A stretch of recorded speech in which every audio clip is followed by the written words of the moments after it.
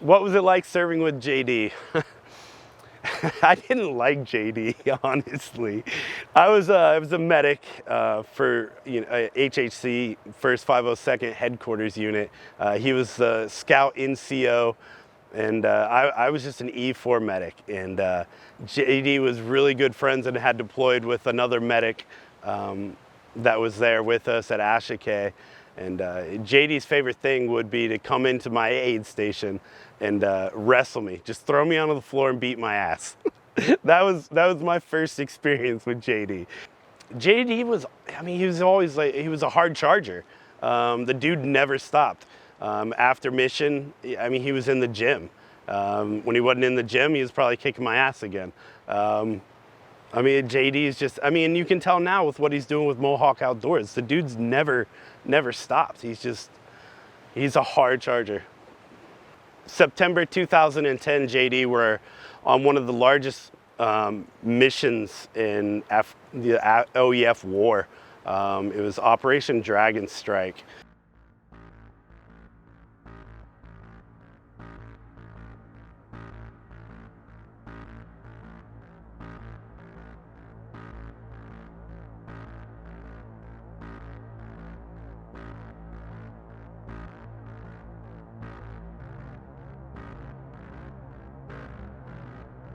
September 2010, Operation Dragon Strike kicked off in southern Kandahar, Afghanistan, where Cap and I were involved in the largest movement in Afghan history.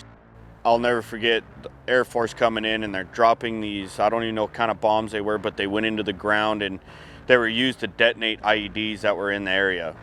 And I remember hearing on this radio, countdown, 3, 2, 1, and then all of a sudden the ground starts shaking and boom, and all this explosions and stuff start going off all over the place where there was IEDs built, and just the vibration from those bombs going off, it was causing IEDs to explode all over the place. The whole thing about Operation Dragon Strike was to eliminate all the Taliban outposts in southern Kandahar. So it was one massive attack by the U.S. Armed Forces to hit every single village in southern Kandahar that was occupied by Taliban. You would hear stories that there would be 4 Taliban to 400 Taliban in these villages.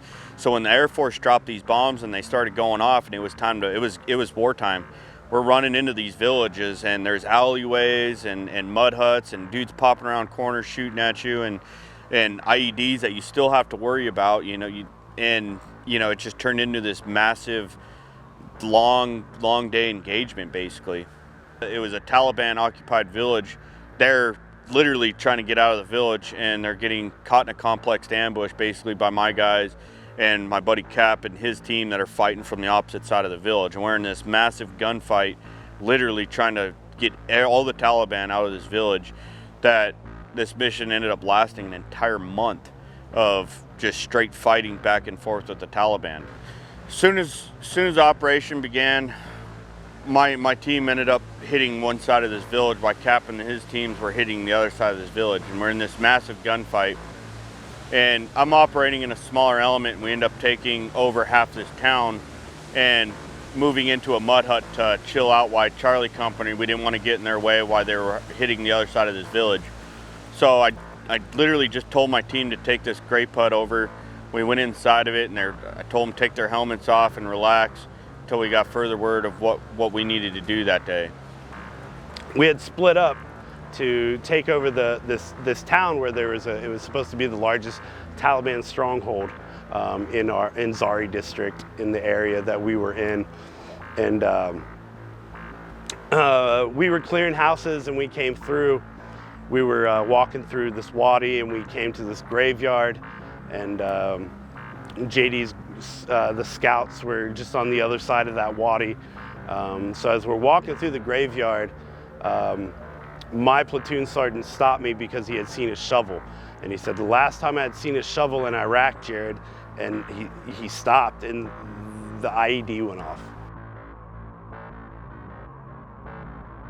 And as soon as I pop my helmet off and I'm inside this mud room, I hear an explosion. And every time you'd hear an explosion, it was never a good feeling because you knew what we were doing And if you hear an explosion close by, you probably know it's one of your buddies that just got hit. And it was exactly that. I remember hearing the explosion inside this compound I was in, the dust lifting up all over the place. You couldn't see nothing. And my platoon sergeant running up saying, "Williams, I need you to take your team. An entire squad from Cobra Element is down, and they need to get out of there to an LZ."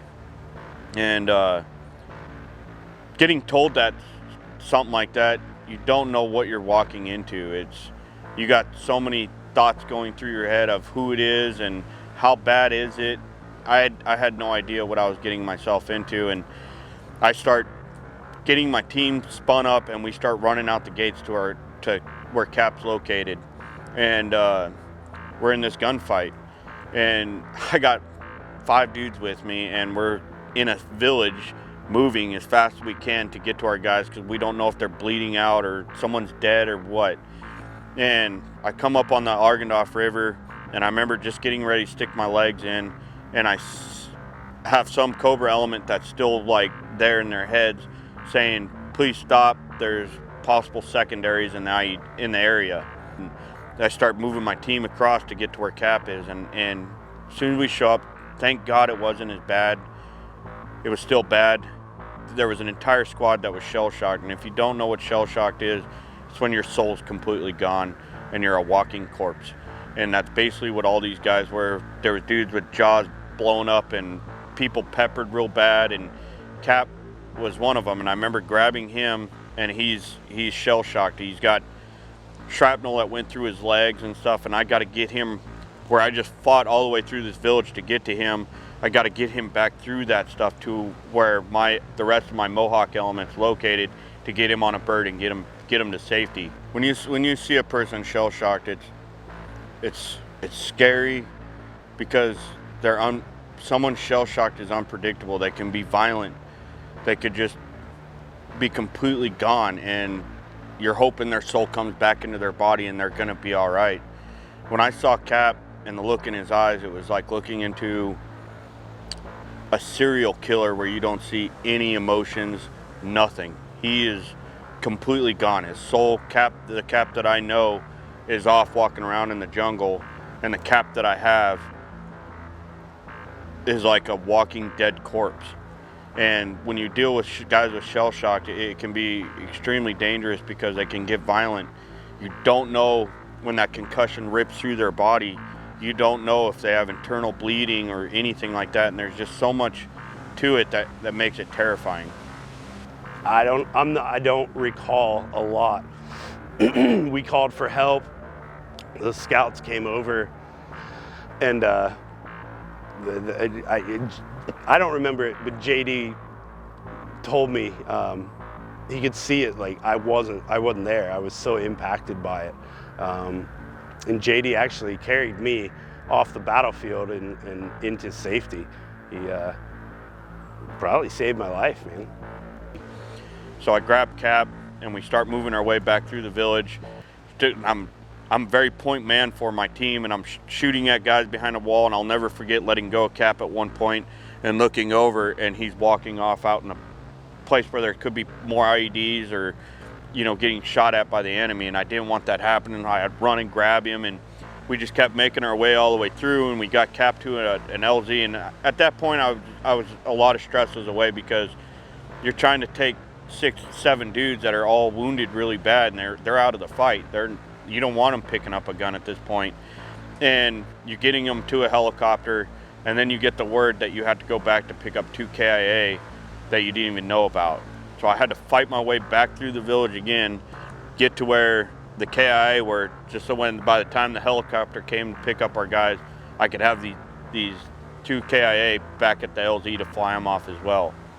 The mortar element that was attached to us and my scout element that I was with, we weren't happy that we had to send Cap off to this other element that we weren't really fighting alongside with at the time, and we had to send Cap because their medic was injured over there. And when that IED hit, it impacted the mortar platoon and my scout platoon a lot because we saw Cap every day and we saw the good work that he was doing with the locals and our brothers that were fighting alongside him. That's why we called him Jesus. And when you find out Jesus gets wounded, it's devastating for everybody, because he's a big key instrument in what we're trying to accomplish over there. And knowing that we're putting him on a helicopter to send him out of there, it was extremely devastating for all of us, because we didn't have our golden boy medic with us anymore. A couple weeks after Cap got injured, I unfortunately stepped on an IED a couple weeks afterwards and lost both my legs and my right arm, and Cap and I never served on a battlefield again. And the last time I got to see him was the day he was getting home from Afghanistan, walking off that airplane.